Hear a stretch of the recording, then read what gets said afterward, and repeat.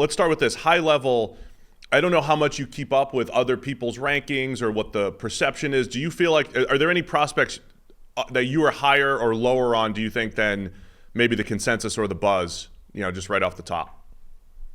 Well, it's funny because I used to think that way about JJ McCarthy. Not to go right back to the quarterbacks, but That's okay. You can talk QBs. back in the summer, my initial top 50 in August, he was top 25. A guy that I was really bullish on. I loved the tools, the traits, the intangibles, and then at some point I kind of got passed, and so I'm maybe no longer leading that charge. I still believe he's a mid to late first round pick, even though he's going to go in the top 6 picks. I think we know that. But JJ McCarthy used to be one of those guys for me. Now, Byron Murphy from Texas, big fan of his. If you want disruptive, just give me the guys that don't want to be blocked. And that's Byron Murphy. And I don't care if it's against the run, against the pass.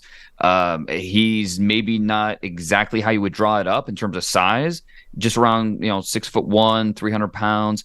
Not the longest player, but he uses that natural leverage to his advantage. He has got a lot of power, a lot of natural twitch through his hips, through his body, and he's a smart player. I think he understands how to control gaps. He understands based off of formation, based off of what the offense is trying to do, he can put himself in position to make plays. So Byron Murphy is one of those guys for me.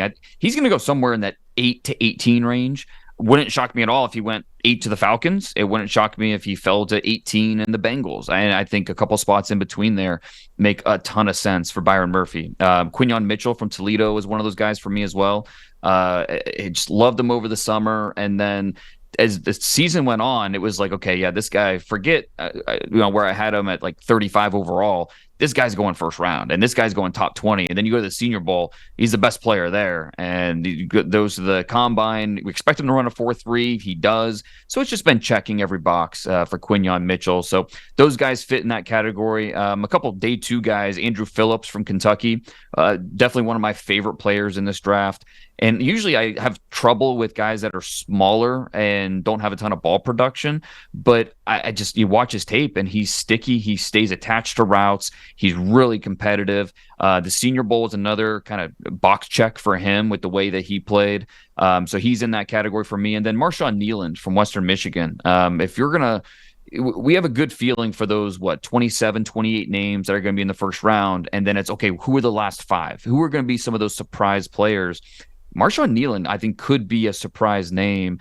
He plays the right position. He's a pass rusher, and he's a good-sized player, 6'3", 270, tested off the charts, and you feel like his best football is ahead of him. So Marshawn Kneeland snuck into that late first round. He's more likely to be a second-rounder, but if he were to sneak into that first round, I wouldn't be surprised. Yeah, I was actually going to ask you for a few names like Marshawn Kneeland, those guys that are going to go sneak into the bottom of the first round. Everybody has, X number of first round draft picks, and then you run out of them. And the last 5 picks in the first round are always this interesting collection of names of, well, who do you pick? If you're stuck at that spot, you run out of first round grades, somebody's got to go. So Kneeland is an interesting one. Are there any more names like that? And for Kneeland in particular, where do you play him? Where do you project him at the next level? Because he's one of these kind of tweener type players who looked more like an interior player to me on tape, but then, he showed up and measured sort of a lot lighter and, would be way undersized for an interior player and showed that he has the athleticism to play on the edge.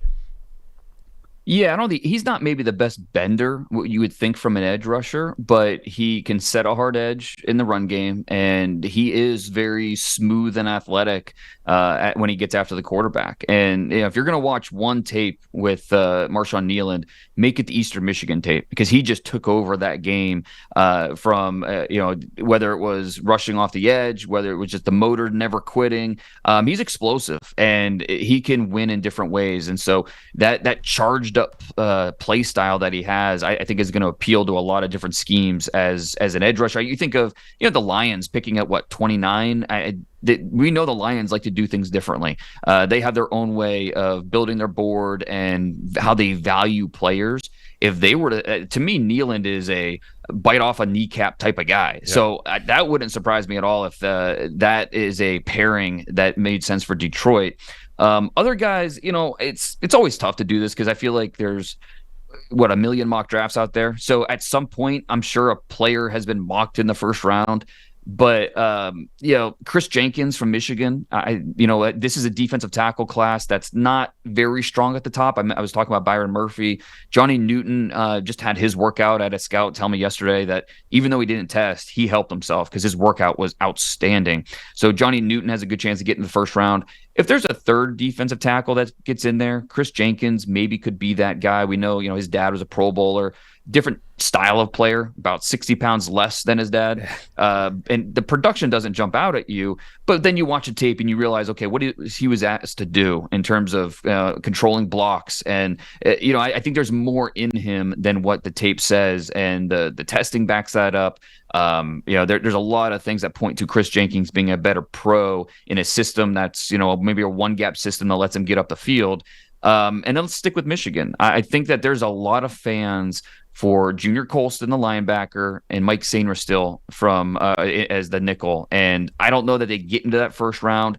But again, if we have to be bold and pick maybe an underrated player that needs to be talked about in that discussion, those two guys are in there for me because they're top 40. They're considered top 40 picks. Junior Colston is the linebacker one for a lot of teams. And this is a linebacker class that is a lot more question marks than I think. It's not a deep group. And so, I like Edrin Cooper. I like Cedric Gray. I like Eichenberg.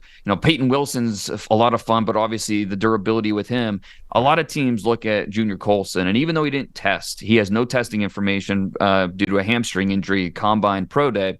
Even without that testing, I think a lot of teams look at him as the top linebacker this year, and a guy that if he's going to go somewhere probably top 40, top 50, maybe even 37 to the Chargers, reunite him and Jim Harbaugh. But if the Packers, the Cowboys, maybe they trade back a few spots and they're picking at 30 and they look at their board, they're kind of wiped out.